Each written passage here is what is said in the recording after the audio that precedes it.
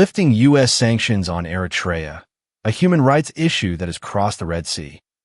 Eritrea, which lacks a constitution and parliament, does not hold elections, has no independent media, and has not built an independent justice system, continues to be one of the top countries on the list of authoritarian countries in the world. In addition to the United States, the United Nations and the European Union have also imposed various sanctions. Eritrean President Isaias Afwerki often criticizes the West, especially the United States, in his speeches on national television.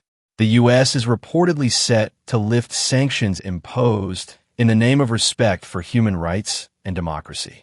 A Reuters report last week suggested that the United States is looking to improve its diplomatic relations with Eritrea. Eritrea has publicly stated its support for this. What are the political and economic reasons behind the U.S. lifting sanctions? What will happen if sanctions are lifted without accountability and justice for alleged human rights violations against Eritrea? Questions have been raised. The root of most questions is, why is it necessary to lift sanctions now? In addition, what does the improvement in diplomatic relations between Eritrea and the United States mean for the Ethiopian seaport issue? Why is it necessary to lift sanctions now? The war that the U.S. and Israel have waged against Iran has been destabilizing the world for months. The closure of the Strait of Hormuz has affected every sector, including the supply of oil and goods. Iran's threat to close the Bab el-Mandeb Strait, located between the Gulf of Aden and the Red Sea, is also exacerbating the crisis. Meanwhile, Yemen's Iran-backed Houthi rebels have become a threat to the Red Sea, carrying out drone and missile attacks on ships near the Bab el-Mandeb Strait. Amidst all this chaos, regional political analysts have said that the United States wants to make Eritrea a strategic partner in the Red Sea. The question that arises from human rights activists is whether geopolitical interests outweigh human rights concerns.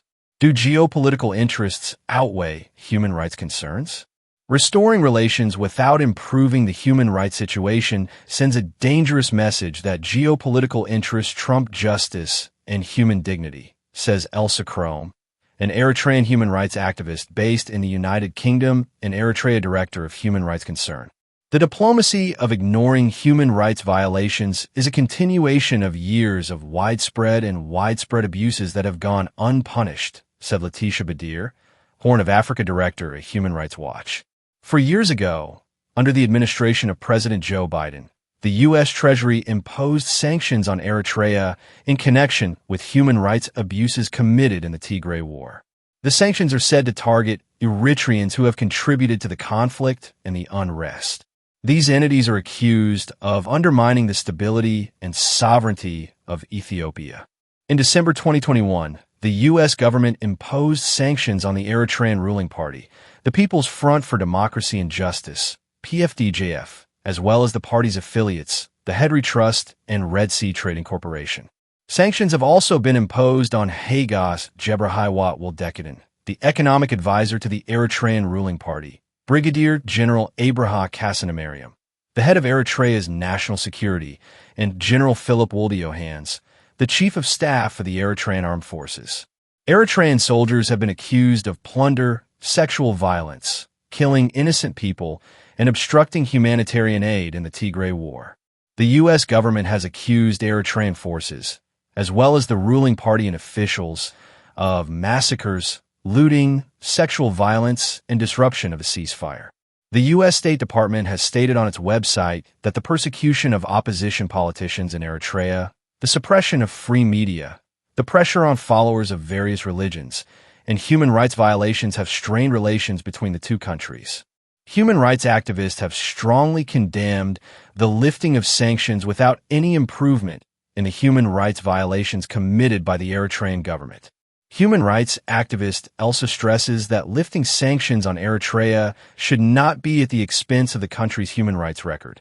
In the case of Eritrea, the lifting of sanctions imposed due to the Tigray War, as well as regional conflicts and security concerns, shows that the international community prioritizes security and military cooperation over human rights and accountability.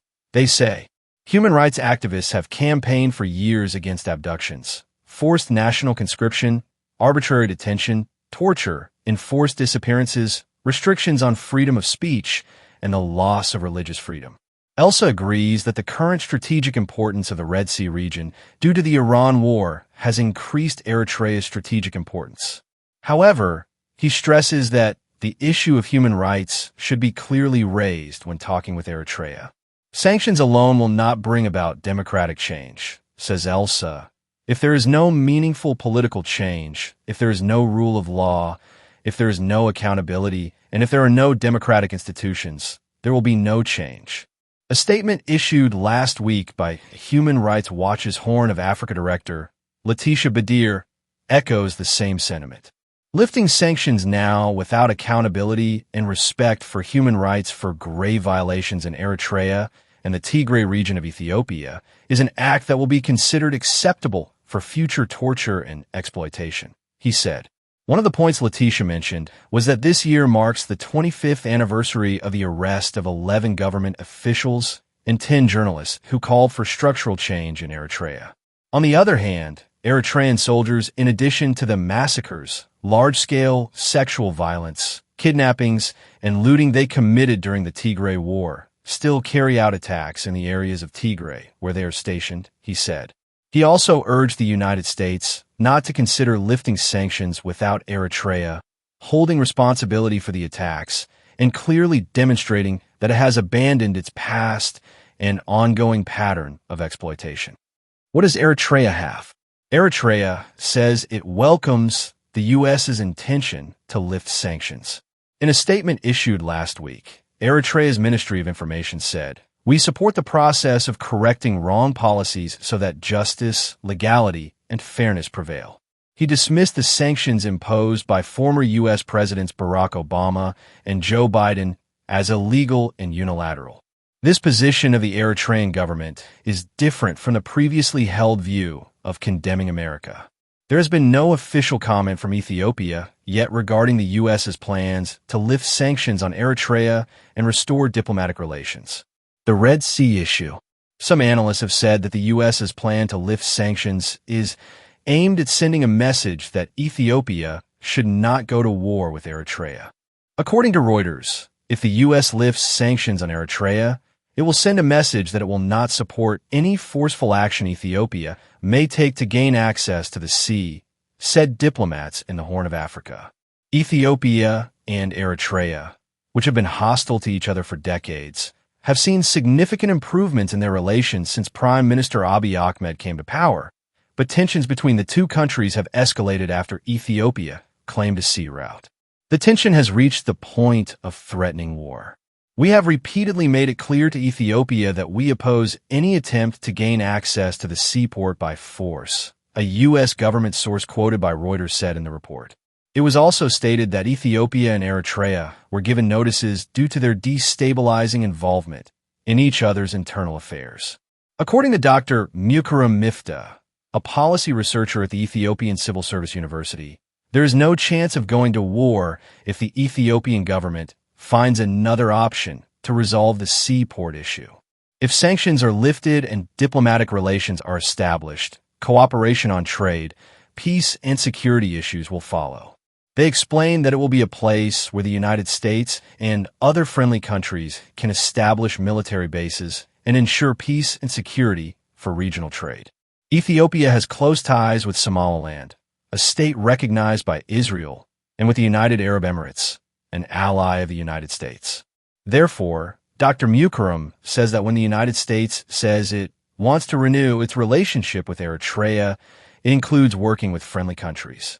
Ethiopia does not want to go to war with Eritrea, the expert said, adding that the restoration of diplomatic relations completely eliminates the possibility of going to war. They add that if Ethiopia's seaport issue has the support of the United States, the United Arab Emirates, and Israel, non-war options will be implemented. What is America's interest? According to Dr. Mukarram, the main issue for the U.S. government is not democracy or human rights. It is not about protecting their political and economic interests, but about respecting a government's democratic system and human rights.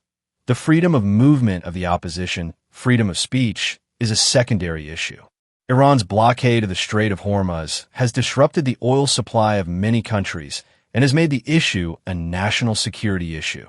The expert also says that the threat posed by the Houthis in the western Red Sea region is forcing the U.S. to control at least one outlet to avoid being blocked in both directions. What will the lifting of sanctions entail? Dr. Mukarram also expressed his concern that if Eritrea and the United States start working together, it will give legitimacy to the dictatorial government. Abdurrahman said, an East African political analyst based in the United Kingdom, has a similar opinion. They describe lifting sanctions and cooperating with the U.S. as giving legitimacy to Isaiah. They do not believe that the sanctions imposed on the Eritrean government, including in connection with its support for al-Shabaab and other regional issues, have put pressure on it.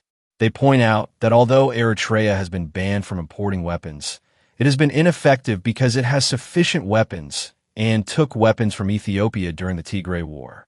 On the other hand, they add that the economic sanctions have not achieved their goals due to the Eritrean government's focus on informal trade. They do not expect the lifting of U.S. sanctions to make much of a difference in Eritrea's authoritarian approach.